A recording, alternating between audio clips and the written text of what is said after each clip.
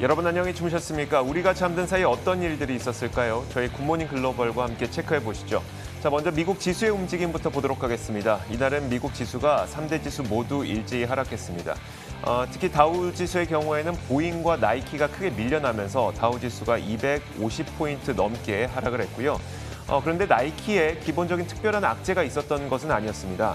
다만 그 글로벌 코로나 바이러스가 다시 확산되고 있다는 점이 이 경기 회복 속도에 대한 우려가 반영이 되면서 나이키의 주가가 좀 밀려난 것으로 보이고요.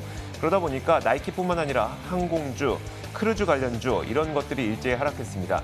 다만 보잉의 경우에는 이 코로나에 대한 우려가 다시 확산되고 있는 가운데 지금까지는 배당이 재개될 것이라는 기대감이 있었거든요. 하지만 이 배당 기대감이 좀 약화된 것도 영향을 미치면서 보잉의 주가도 크게 밀려났습니다. 결국 이날은 리오프닝 관련주들이 전반적으로 부진했던 모습을 보였었는데요. 그러다 보니까 이번 어닝 시즌은 엄청난 실적 성장을 기록할 것으로 기대되는 상황에서도 시장은 이날 부진한 모습을 보였습니다. CNBC에서는 이렇게 분석을 하고 있는데 많은 시장 참가자들이 이미 이번 실적에 대한 기대감을 주가에 다 반영시켰다. 그렇기 때문에 주가는 본격적인 어닝 시즌에 들어서면서 오히려 좋지 못한 모습을 보이고 있다. 이런 분석을 내리기도 했습니다. 자, 시장 전반적인 모습은 이랬고요. 몇 가지 특징적이었던 기업의 움직임 살펴보도록 하겠습니다. 자, 첫 번째로 넷플릭스인데 넷플릭스가 오늘 장 마감이 된 직후에 실적을 발표했습니다. 실적 자체는 나쁘지 않았습니다만 이 구독자 수 증가세가 눈에 띄게 둔화된 점이 악재로 작용을 했는데요. 일단 주당 순이익 EPS가 3.75달러를 기록했어요. 예상치였던 2.97달러를 훌쩍 뛰어넘었고 매출도 예상치를 상회했습니다. 실적 자체는 나쁘지 않았는데 구독자 수가 398만 명 증가하는 데 그쳤거든요. 눈에 띄게 증가세가 둔화된 것입니다. 지난 분기까지만 하더라도 1,000만 명 넘게 구독자 수가 증가를 하다가 이번 분기에는 398만 명 증가하는 데 그치다 보니까 이게 악재로 작용을 했고요. 시간의 거래에서 넷플릭스의 주가는 약 10% 가까운 급락이 나타나고 있습니다. 자, 이어서 크리스퍼 테라피틱스 한번 살펴보도록 하겠습니다. 노벨상 수상자가 설립해서 굉장히 유명한 기업이기도 하죠. 이 크리스퍼 테라피틱스가 이날 버텍스 파마스티컬스와 협력 조건을 수정했다고 전해졌습니다. 버텍스가 크리스퍼의 유전자 편집 기술의 주요 권리를 사오기로 했다고 하는데 이 소식이 전해지면서 크리스퍼 테라피틱스의 주가는 5.7% 급등했습니다. 자, 이어서 테슬라인데요. 테슬라는 이날 미주호 증권에서 매수 의견을 유지하고 목표 주가를 기존 775달러에서 820달러로 상향 조정을 하면서 부진한 시장 속에서도 선방했습니다. 다음 주 월요일에 테슬라의 실적 발표가 예정되어 있는데 실적 발표를 앞두고 있는 가운데 증권사들의 목표 주가 상향 소식이 전해지게 되자 실적에 대한 기대감은 계속 커지고 있는 분위기입니다. 자, 이어서 존슨앤존슨 보겠습니다. 자, 존슨앤존슨도 실적을 발표했죠. 주당 순이익이 2.59달러를 기록해서 시장 예상치였던 2.34달러를 웃돌았습니다. 덕분에 2.3% 올랐고요. 말보로 담배로 유명한 알트리아의 경우에는 월스트리트저널에서 규제 당국이 이제 니코틴을 제재할 것이라는 보도를 내놓으면서 이 담배 기업들의 주가가 별로 좋지 못했습니다. 알트리아도 3.9% 하락했습니다. 유나이티드 항공도 살펴보도록 하죠. 주당 순손실을 기록했습니다. 게다가 예상보다 더 큰 적자를 기록했는데 경기 회복에 대한 기대감 때문에 주가는 그동안 많이 회복이 됐었는데요. 하지만 실제로 실적을 뜯어보다 보니까 그 올라온 주가에 대비해서 실적은 그렇게 좋지 못하구나라는 실망감이 작용을 했던 것으로 보입니다. 그러다 보니까 유나이티드 항공은 8.5% 하락한 채 마쳤고요. 자, 이렇게 몇 가지 특징도 살펴봤습니다. 이어서 상품 선물 시장도 한번 보도록 하겠습니다. 자, 먼저 금 가격인데요. 금 가격은 이날 약 0.5%가량 올랐습니다. 10년물 국채 금리가 다시 1.5% 중반대까지 떨어졌습니다. 1.56%대로 하락하면서 달러 인덱스로 하락하진 않았지만 다소 안정되는 달러 가치가 안정되는 모습을 보였었고요. 덕분에 금 가격은 0.5% 오르고 있습니다. 선물 시장에서 1,778.2달러를 기록하고 있습니다. 자, 반면에 국제 유가의 경우에는 약 1.2% 정도 하락하고 있는데요. 자, 오늘이 어떤 날일까요? 바로 사상 초유의 마이너스 유가를 기록한 지 정확하게 1년이 되는 날입니다. 유가는 60달러 선까지 많이 회복하긴 했지만 여전히 코로나로 인한 수요에 대한 우려가 큰 상태죠. 이날은 그 수요에 대한 우려 때문에 1.2% 하락했습니다. 현재 선물 시장에서 62.61달러를 기록한 채 움직이고 있습니다. 자, 이렇게 시장 전반적인 움직임을 한번 살펴봤습니다. 그럼 이에 대한 분석 내려봐야 되겠죠. 애프터마켓으로 돌아오겠습니다. 자, 애프터마켓 오늘도 로제타 투자자문 최진석 본부장과 함께 이야기 나눠보도록 하겠습니다. 어서 오세요. 안녕하십니까? 네, 안녕하세요. 자, 먼저 오늘의 첫 번째 키워드 바로 공개하도록 하겠습니다. 오늘의 첫 번째 키워드 화면으로 보여주시죠. 유포리아라는 키워드를 선택을 해주셨는데 이게 정확하게 어떤 내용이죠? 유포리아라고 하면은 저희가 이제 신체적으로 네. 그리고 정서적으로 굉장히 이제 행복한 상태라는 원래는 의학 용어라고 하거든요. 네. 근데 이제 증시에서 우리가 유포리아라고 얘기를 하면은 투자자들이 굉장히 이제 랠리에 도취된 상태를 의미를 합니다. 그러면서 일반적으로는 증시에 이제 고점이 다다랐다라는 신호로도 여겨지는데요. 이렇듯 유포리아 모먼트에 대한 경고의 목소리가 높아지고 있어서 관련된 소식을 준비를 해봤습니다. 이날 뱅크 오브 아메리카에 따르면요. 지난주 그러니까 4월 12일에서 16일까지 자사 고객들이 미국 주식에 대해서 52억 달러 정도의 매도세를 보였다라고 합니다. 근데 이것이 지난해 11월 중순 이후에 최대 그런 규모라고 하고요. 그리고 역대 5위급의 또 순유출이 된다라고 BOA 측에서는 밝혔습니다. 투자정보 블로그인 제로헤지에서는 일반적으로 대부분의 투자자들은 모멘텀에 머물기를 바라고 그리고 신고가가 나오면은 추가로 매수하는 것이 좀 일반적이다라고 얘기를 했는데요. 그러면서 지난주에 사상 최고치 행진을 벌이는 가운데 이 같은 매도세가 나타난 것이 역설적인 움직임을 보여준다라고 해석을 했습니다. BOA에서도 이에 따라서 단기 증시 부진 가능성을 경고를 했는데요. 과거에도 자금 흐름이 이 정도로 좀 부진했을 때, 그러니까 이 정도 규모의 증시에 대한 매도세가 나타났을 때 내주, 그러니까 다음 주, 지금의 상황에서는 이번 주가 되겠죠. 평균적으로 S&P 500 지수가 1.2% 정도 하락을 했고 그 하락한 확률도 75%나 됐다는 점에 주목을 했습니다. 뱅크 오브 아메리카에서는 또 4주 평균 고객들의 자금 흐름도 지난 2월 중순 이후에 처음으로 마이너스 전환을 했다라고 밝혔고요. 그러면서 유포리아 심리가 고조되고 있다라고 경고를 했습니다. BOA뿐만이 아니었습니다. 골드만삭스 또한 지난 주말간에 4월에 지금까지 시총 대비한 거래량이 작년 1월 이후에 최소치를 기록하고 있다라고 얘기를 하면서 개인 투자자들 간의 트레이딩 열기가 다소 식은 듯하다라는 경고 메시지를 전하기도 했습니다. 개인 투자자들의 열기가 많이 식은 것 같다. 사실 이것도 어떻게 보자면 투자 심리가 좀 안 좋은 쪽으로 쏠렸다는 것으로 또 해석이 될 수도 있을 것 같거든요. 근데 이렇게 항상 극단적으로 무엇인가 발생을 했을 때에는 반대편에 서서 투자를 해보면 또 수익을 얻을 수도 있어서 역발상 투자에 대한 아이디어도 많이 나오지 않습니까? 그럼 지금까지의 어떤 섹터별로 어떻게 움직였는지를 보면서 좀 역발상의 어떤 힌트를 얻어볼까요? 네, 일단은 과도한 낙관론이 있었고 이에 따라서 일부 투자자들이 지난주에 미국 주식을 많이 팔았다. 그러면 어디를 팔았을까? 이 부분을 좀 살펴보는 것이 중요하겠죠. 뱅크 오브 아메리카에 따르면요. 지난 주에 이제 11개 섹터 가운데 7개 섹터에서 자금 순유출이 나타났다라고 합니다. 그러면서 특히 그간 좀 많이 올랐었죠. 경기 민감주에 대한 매도세가 짙었다라고 지적을 했는데요. 경기 소비재 섹터에 대한 유출 규모가 가장 컸다라고 하고요. 산업재 업종과 그리고 금융업종에 대해서도 자금 순유출이 나타났다라고 합니다. 즉 최근에 국채금리가 좀 안정세를 띠다 보니까 이른바 리오프닝 트레이드 또는 리플레이션 트레이드의 열기가 다소 식었음을 저희가 알 수 있는 그런 대목입니다. 여기에 이제 커뮤니케이션 서비스 업종 같은 경우에도 10주 연속으로 순유출이 나타났다라고 하거든요. 반면에 필수재 업종이라든지 그리고 부동산 등의 방어 업종을 비롯해서 헬스케어 업종 등의 일부 업종에 대해서는 자금 순유입이 들어왔다라고 합니다. 그렇다면 반대로 말하자면 뱅크 오브 아메리카에서는 경기 민감주, 그러니까 경기 순환주가 리오프닝 관련주겠죠.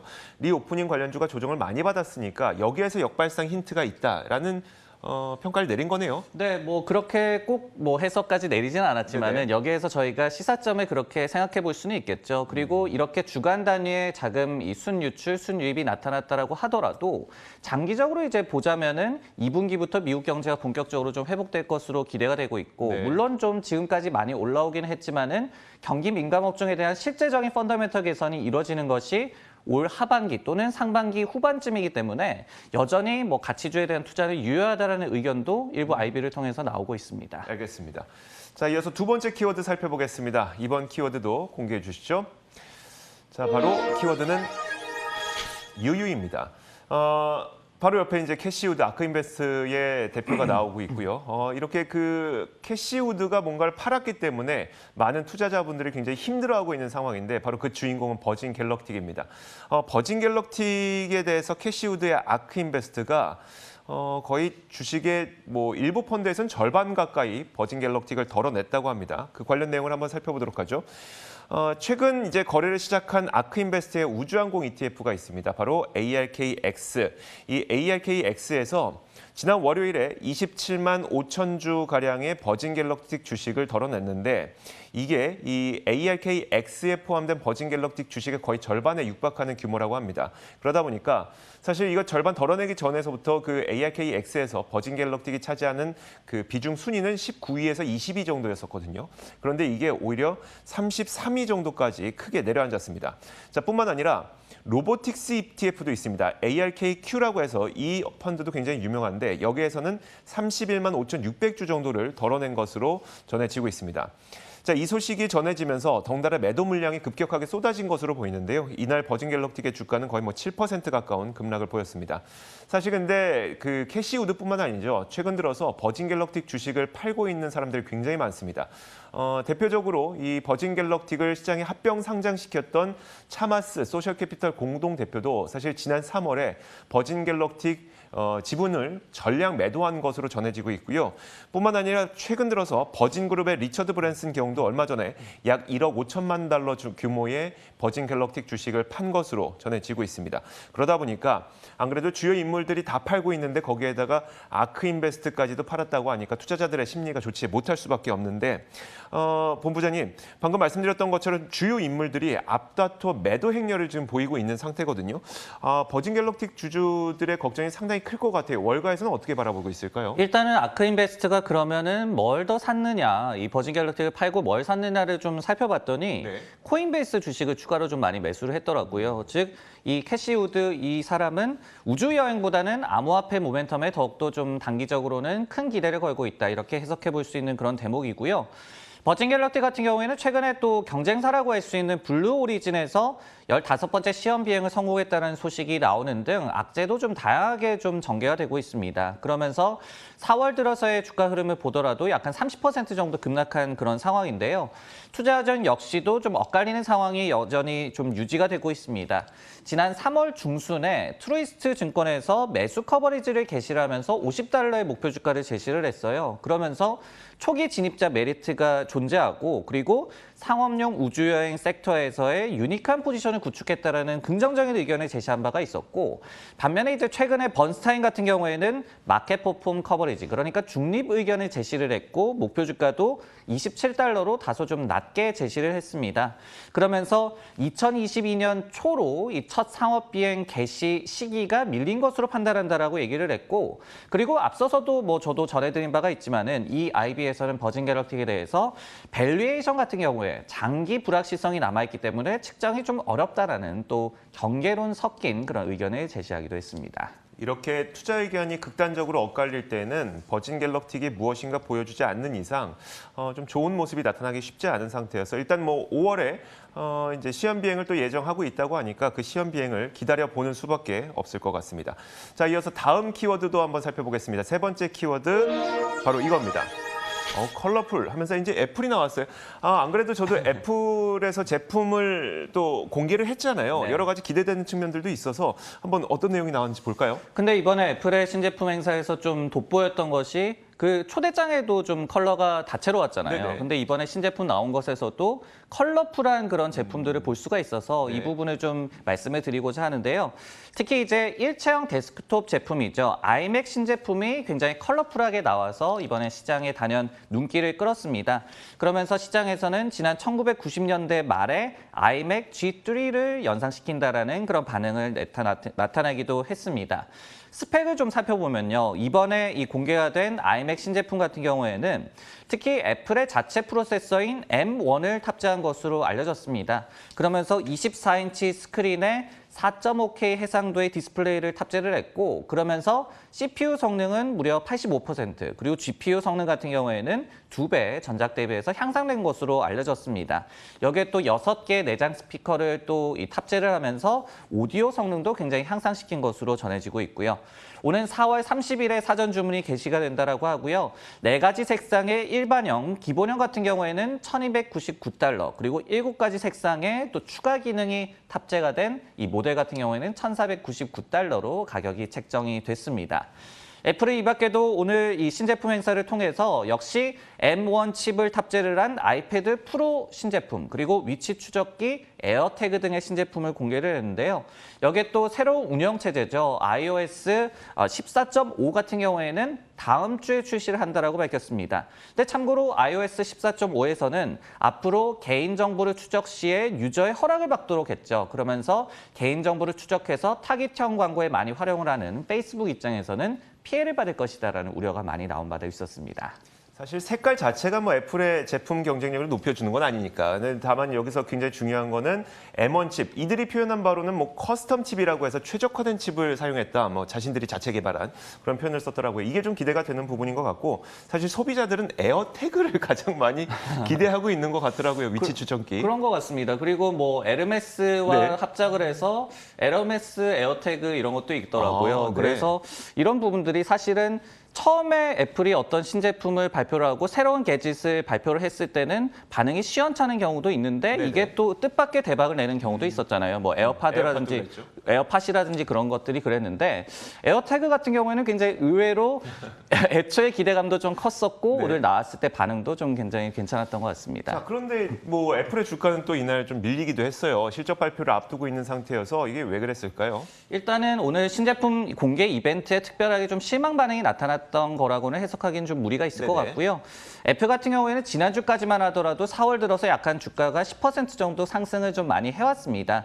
그러다 보니까 이날 이틀째 시장의 전반적인 부진이라든지 그리고 차익 실현 분위기에 좀 영향을 받은 것으로 해석하는 것이 좀 더 맞을 것 같습니다. 애플 같은 경우에는 오늘 4월 28일에 실적 발표가 예정이 돼 있죠. 시킹 알파에 따르면요. 애플 역시도 지난 석 달간의 EPS 전망치에 대한 상향 조정이 무려 37건, 그리고 하향 조정이 1건밖에 없기 때문에 역시 분위기가 많이 올라오고 있는 상황이다라고 이해할 수가 있겠습니다. 최근에 에버코어 같은 IB에서도 아이폰 판매라든지 그리고 서비스 수요가 호조세를 계속해서 띄고 있기 때문에 이에 힘입어서 견고한 실적이 기대된다라고 분석을 했고요. 아웃퍼폼 의견과 목표 주가 $175를 유지한다고 밝히기도 했습니다. 자, 이렇게 지난 밤 사이 있었던 여러 가지를 저희가 키워드를 설정을 해서 한번 살펴봤습니다. 지금까지 로제타 투자자문 최진석 본부장과 함께 이야기 나눠봤습니다. 고맙습니다.